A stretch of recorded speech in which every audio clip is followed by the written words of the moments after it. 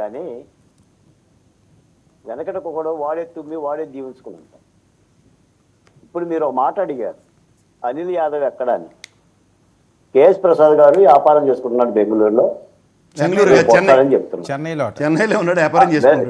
చెన్నైలో. అంటే తర్వాత భారతీయ సిమెంట్ కి భారతి గారు కేవలం డైరెక్టర్, మరి ప్రొపరేటర్ ఎవరు అంటే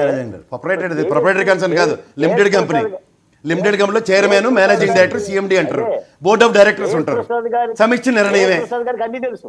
ఎందుకు తెలియదు? చార్ట్ అకౌంటెంట్, నాకు రిజిస్టర్ ఆఫ్ కంపెనీస్ ఎలా రిజిస్టర్ అవుతుందో తెలుసు. మా మాట లేకుండా చెప్తున్నా.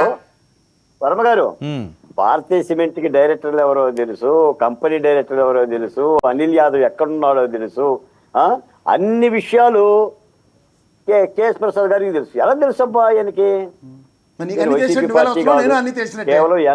చెప్పావు కదా పూజారిలో పొద్దున్నే వస్తామని. పూజారిలో వేరే తిలకం దిద్దుకుని ఆ ఛానల్లో ఉంటావు కదా, ఆ ఛానల్లో ఉంటే నీకేమైనా పెద్ద దైవాంశ సంబుద్ధుడు పూజారులు అయిపోతాం. ఎందుకు రాస్తాకండి ఆయన కౌంటర్ మాట్లాడినప్పుడు నాకు కౌంటర్ కాదు, సబ్జెక్ట్ చెప్పానండి. లిమిటెడ్ కంపెనీలో డైరెక్టర్స్ ఎలా ఉంటారో కూడా తెలియకుండా డిబేట్కి వస్తే ఏం చెప్పాలా? ఇప్పుడు కేఎస్ గారు, ప్రసాద్ గారు చెప్పండి సార్, కాళిదాసు కవిత్వం కొంత అంటే పైత్యం కొంత అని చెప్పాను అనంటే ఎవడో వెనకొకడు. అప్పుడు మీరు పైత్యం మాట్లాడితే మీ మాట్లాడింది పైత్యం కాకుండా కవితలు చెప్పుకోవాల్సి వస్తుంది. పాయింట్ చెప్పకుండా సోది కార్యక్రమాలు మాకెందుకు? ఒక్క మాట, సిట్ ఎవడ మాట వినదు. సంస్థ వాళ్ళేం 10వ తరగతి బాలకోటి గారు, మీరు జర్నలిస్ట్ కూడా. ఆంధ్రప్రదేశ్ లో 3 సీట్లు చెప్తాను మీకు ఎగ్జాంపుల్. వైజాగ్ లో గంటా శ్రీనివాస గారు అయ్యన పాత్రుడిది, వివేకానంద మాట్లాడారు ఏబి వెంకటేశ్వరరావు గారి సీటు, మహాంతి సీటు అవును చెప్పండి. ఏం మాట్లాడారు? సీట్ ఏదో పెద్ద అచ్చాని పచ్చబోసం చెప్తున్నారు. వర్మ గారు, కేఎస్ గారు ఎంత తెలియగలంటే పట్టుకుంది 62 కోట్లు బాలకోట్లయ్య. 42 మంది మీద కేసు పెట్టారు, 64 కోట్లు సీజ్ చేశారు. అది కూడా తెలియదు. 42 కోట్లు అడగండి సురేష్. 62 కోట్లు వినండి, మీరు మాట్లాడుతుంటే రీచ్ అవ్వట్లేదు. 62 చెప్పండి, నా మాట వినండి. సీజ్ చేసింది 62 కోట్లు వర్మ గారు. ముద్దాలు 42 మంది డివైడెడ్ బై చేసేసి ఒక్కొక్కటి ₹1 కోటి వస్తుంది. ఇదేనా మీరు పట్టుకున్నారని నేను అనాలిసిస్ చేస్తున్నాను. జరిగిన దోపిడీ 3,500 కోట్లు. దర్యాప్తు స్టార్ట్ అయ్యి 5 మాసాలు అవుతుంది. ఇంకా ఈ దర్యాప్తు అంతిమ లబ్ధిదారుల దగ్గరికి వెళ్ళాలా. ఇంకా ఈడీ రంగప్రవేశం చేస్తుంది. ఇప్పుడు మీరన్నట్టుగా నేనన్నట్టుగా సిట్టు 4 రోజులకో 10 రోజులకో 4 నెలలకో పూర్తి చేయదు.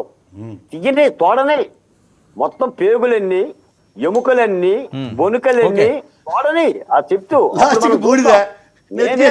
నేనేం చెప్తానంటే వర్మ గారు అసలు వైసీపీ పార్టీ అవినీతే జరగలేదంటుంది. ఇంకా కుంభకోణం ఎక్కడ? అసలు చంద్రబాబు నాయుడు గారి హయాంలోనే 25,000 కోట్ల రూపాయల మద్యం కుంభకోణం జరిగిందంటుంది. వాళ్ళు అంటున్న మాట్లాడి మీకు ఒక మాట చెప్తానండి. మీరు అన్నారు కాబట్టి నేను అడుగుతున్నా. ఈ హరిహర వీరమల్లు సినిమా నేను కూడా చూసా.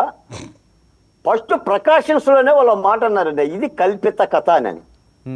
అంటే సినిమా అనేది ఒక ఎంటర్టైన్మెంట్. సినిమానిగానే చూస్తారు ప్రేక్షకులు. సినిమాను చూసి ఊవెత్తులు ఎగసపడి ఏదేదో అయిపోతే, మరి పుష్ప సినిమా తీశారు హీరోలే, అందరూ కలప స్మగ్లింగ్ చేశామా? పోకిరి సినిమాలు తీశారు. ఇప్పుడు హీరోలే విలన్ పాత్రలు వేస్తున్నారు. అది సినిమా అన్న సంగతి ప్రేక్షకులకు తెలుసు. ఆయన ఏదో సినిమా తీసుకున్నాడు, ఆ సినిమాని కూడా రాద్ధాంతం చేయాల్సిన పని ఉంది. నేను ఇంకో మాట అడుగుతున్నా. ఇప్పుడు మేడం గారు జనసేన ప్రతినిధిగా ఉన్నా కూడా నేను ఒక్క మాట అడుగుతున్నా. పవన్ కళ్యాణ్ గారి జీవిత చరిత్రలో ఏనాడైనా అవినీతి చేశాడా? 2, ఏనాడైనా రాజకీయ లబ్ధి కోసం ఎవరినైనా హత్య చేశాడా? 3, ఎక్కడైనా దోపిడీ చేశాడా? పోనీ ఆయన నమ్ముకున్న అధికారులు ఎవరైనా జైలుకి పోయారా? చెప్పమనండి. కేఎస్ గారు మీరు చెప్పండి. ఏనాడైనా పవన్ కళ్యాణ్ రాజకీయాలను అడ్డం పెట్టుకొని రాష్ట్రాన్ని దోచింది కానీ, లేదా చెల్లిని కానీ, తండ్రిని కానీ, సోదరుని కానీ దూరం పెట్టాడా? ఆ మాత్రమన్నా మనం ఆయన గౌరవించాలి కదండి. అంటే మనం దగ్గర కూర్చుందాం అని చెప్తాను, ఏది పడితే అది పవన్ కళ్యాణ్ కూడా మాట్లాడితే ఏముందండి. నిన్న కాక మన రాజకీయాల్లోకి వచ్చాడు, ఉప ముఖ్యమంత్రిగా ఉన్నాడు, ఆయన బాధ్యత ఆయన చూసుకుంటున్నాడు. ఆయన కూడా ఎక్కువే మాట్లాడు. మీరు 150 తిడితే ఆయన 5 మాట్లాడతాడు. ఆ 5 మాటలకే రాద్ధాంతం అయిపోతారు. చెప్పండి.